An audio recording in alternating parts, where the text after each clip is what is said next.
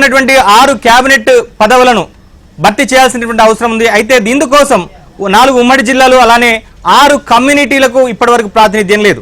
ఈసారి విస్తరణలో ఈ 6 జిల్లాలకు అలానే 6 కమ్యూనిటీస్కి 4 జిల్లాలకు ప్రాధాన్యం ఇస్తారా లేదా అనేటువంటిది ఒకంత అయితే చర్చగా ఉంది. సో మొత్తం మీద ప్రధానంగా గ్రేటర్ హైదరాబాద్ విషయానికి వస్తే, ఎందుకంటే 2023 ఎన్నికల్లో హైదరాబాద్ రంగారెడ్డి జిల్లాలో కనుక గ్రేటర్ హైదరాబాద్ పరిధిలో కనుక చూస్తే కాంగ్రెస్ పార్టీ కనీసం ఒక్క స్థానాన్ని కూడా దక్కించుకోలేదు. పూర్తి స్థాయిలో బీఆర్ఎస్ పార్టీ ఈ గ్రేటర్ హైదరాబాద్ పరిధిలో అసెంబ్లీ స్థానాలను కైవసం చేసుకున్నటువంటి పరిస్థితి ఉంది.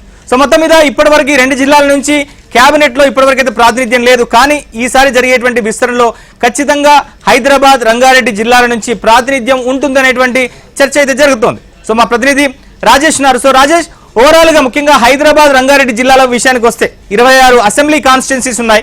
ఈ 26 అసెంబ్లీ కాన్స్టిట్యున్సీస్ నుంచి కాంగ్రెస్ పార్టీ తరఫున ఎన్నికైంది కేవలం ఒక 6 ఎమ్మెల్యేలు మాత్రమే.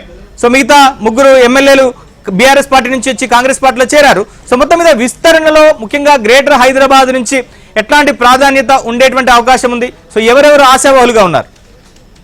మొత్తానికి ఇటు కాంగ్రెస్ పార్టీ అధికారంలోకి రావడం కంటే ముందు గతంలో బీఆర్ఎస్ పార్టీ రెండవసారి అధికారంలోకి వచ్చిన సందర్భంలో 4 మంత్రులుగా బీఆర్ఎస్ పార్టీ ఇక్కడ నుంచి గ్రేటర్ హైదరాబాద్ నుంచి ముఖ్యంగా హైదరాబాద్ రంగారెడ్డి జిల్లా నుంచి 4 మంత్రులు అప్పట్లో బీఆర్ఎస్ పార్టీ అకామిడేట్ చేసింది.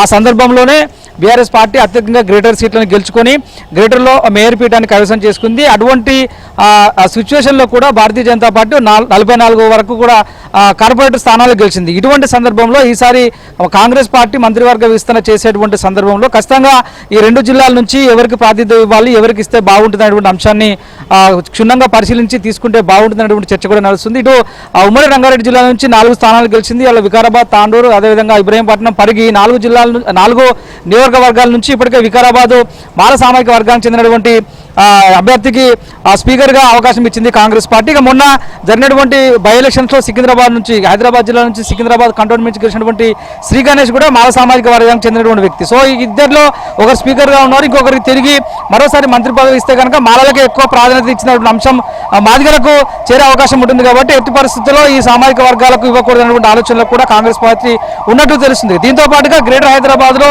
జనవరిలో ఎన్నికలు జరగబోతున్నాయి, జిహెచ్ఎంసీ ఎన్నికలు. ఇప్పటికే ఇటు బీజేపీకి 44 కార్పొరేట్ల సీట్లు ఉన్నాయి. దానికి తోడు కూడా 3 పార్లమెంటు స్థానాలను బీజేపీ గెలుచుకుంది. మొన్న పార్లమెంటు స్థానాల్లో సికింద్రాబాద్, అదేవిధంగా మల్కాజ్గిరితో పాటు చేవేళ్ళ ఈ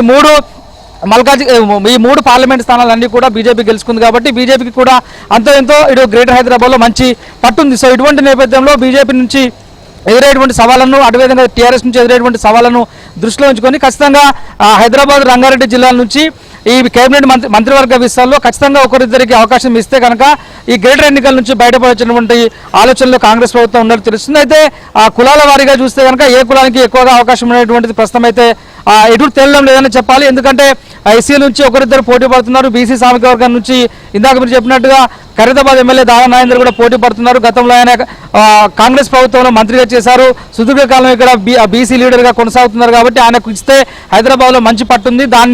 దానిలో భాగంగానే గతంలో బీఆర్ఎస్ పార్టీ అధికారంలో ఉన్నటువంటి సందర్భంలో పద్మరావు గౌడ్ లాంటి బీసీ నేత కూడా అవకాశం ఇచ్చారు, తలసాని శ్రీనివాసరావు లాంటి యాదవ్ లాంటి బీసీ నేత కూడా అవకాశం ఇచ్చారు.